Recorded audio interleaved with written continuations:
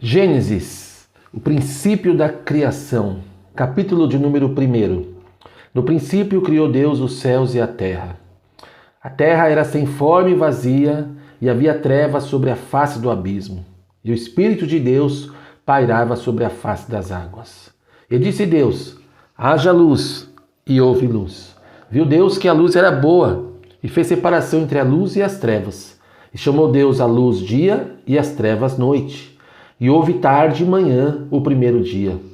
Verso 6. E disse Deus: haja um firmamento no meio das águas, e haja separação entre águas e águas.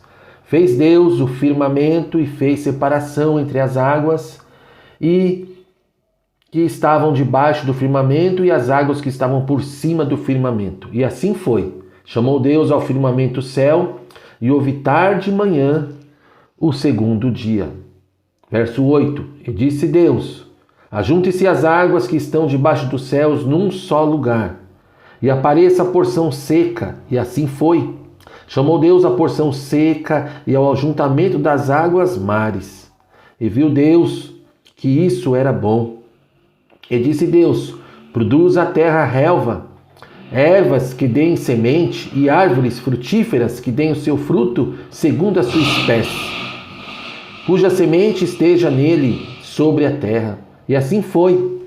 E a terra produziu relva, ervas que davam semente conforme a sua espécie, e árvores que davam fruto, cuja semente estava nele, conforme a sua espécie.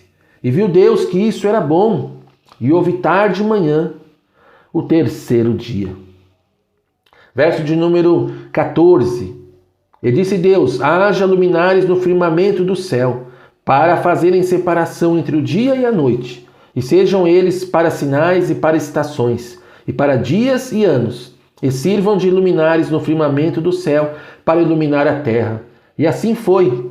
Fez Deus os dois grandes luminares, o luminar maior para governar o dia, e o luminar menor para governar a noite. Fez também as estrelas. Deus os pôs no firmamento do céu para iluminar a terra, para governar o dia e a noite, para fazer separação entre luz e as trevas. E viu Deus que isso era bom, e houve tarde e manhã o quarto dia. E disse Deus: produzam as águas enxames de seres viventes, e voem as aves acima da terra, no firmamento do céu. Assim Deus criou as grandes criaturas do mar, e todos os seres viventes que se arrastam, os quais povoavam as águas conforme as suas espécies, e todas as aves que voam conforme a sua espécie. E viu Deus que isso era bom. Deus abençoou, dizendo: frutificai e multiplicai-vos, e enchei as águas dos mares, e multipliquem as aves na terra. E houve tarde e manhã o quinto dia. E disse Deus: produz a terra seres viventes conforme a sua espécie, animais domésticos, répteis e animais selvagens, conforme a sua espécie. E assim foi. Deus fez os animais selvagens conforme a sua espécie, e os animais domésticos conforme a sua espécie, e todos os répteis conforme a sua espécie. E viu Deus que isso era bom. Então disse Deus: façamos o homem à nossa imagem, conforme a nossa semelhança. Domine ele sobre os peixes do mar, sobre as aves dos céus, sobre os animais domésticos, sobre toda a terra e sobre todos os répteis que se arrastam sobre a terra. Assim Deus criou o homem à sua imagem. A imagem de Deus o criou, macho e fêmea o criou. Deus os abençoou e lhes disse: frutificai-vos, multiplicai-vos e enchei a terra, sujeitai-a, dominai sobre os peixes do mar, sobre todas as aves do céu e sobre todos os animais que arrastam sobre a terra. E disse Deus ainda: tenho-vos dado todas as ervas que produzem semente e se acham sobre a face de toda a terra, bem como todas as árvores que há fruto que dá semente, ser-vos-ão para mantimento, e a todos os animais da terra, e a todas as aves do céu, e a todos os seres viventes que se arrastam sobre a terra. Tenho dado todas as ervas verdes como mantimento, e assim foi. Viu Deus tudo que tinha feito, e que era muito bom, e houve tarde e manhã o sexto dia. Capítulo de número 2. Assim os céus e a terra e todo o seu exército foram acabados. Havendo Deus acabado no 7º dia a obra que fizera, descansou neste dia de toda a obra que tinha feito. E abençoou Deus o 7º dia e o santificou, porque nele descansou de toda a obra de criação que fizera. Essas são as origens do céu e da terra, quando foram criados, no dia que o Senhor Deus fez a terra e os céus. E não havia ainda nenhuma planta no campo da terra, nenhuma erva do campo tinha brotado, pois o Senhor Deus ainda não tinha feito chover sobre a terra. E também não havia homem para lavrar o solo. Um vapor, porém, subia da terra e regava toda a superfície do solo.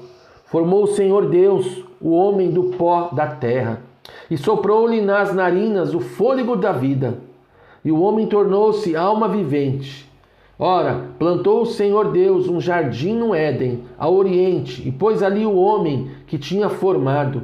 E o Senhor Deus fez brotar da terra toda a espécie de árvores, agradáveis à vista e boas para a comida, bem como a árvore da vida no meio do jardim, e a árvore do conhecimento do bem e do mal. Versículo número 10. Saía um rio do Éden para regar o jardim, dali se dividia e se tornava em 4 braços. O nome do primeiro é Pison. Este é o que rodeia toda a terra de Ávila, onde há ouro. O ouro dessa terra é bom. Ali há bidélio e a pedra de ônix.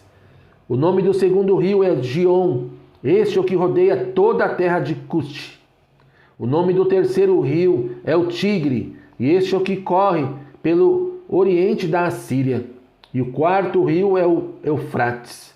O Senhor Deus tomou o homem e o pôs no jardim do Éden para lavrar e guardar. Ordenou o Senhor Deus ao homem, dizendo: de toda árvore do jardim comerás livremente, mas da árvore do conhecimento do bem e do mal, dela não comerás, porque no dia em que dela comeres, certamente morrerás. Disse o Senhor Deus: não é bom que o homem esteja só. Far-lhe-ei uma adjuntora que lhe corresponda. Havendo, pois, o Senhor Deus formado da terra todos os animais do campo e todas as aves do céu, trouxe ao homem para ver como lhes chamaria, e tudo o que o homem chamaria a todo ser vivente. Isso foi o seu nome. Assim o homem deu nome a todos os animais domésticos, às aves do céu e a todos os animais do campo, mas para o homem não se achava adjuntora que lhe correspondesse. Então o Senhor Deus fez cair um sono pesado sobre o homem, e este adormeceu. Tomou então uma das suas costelas e fechou a carne em seu lugar.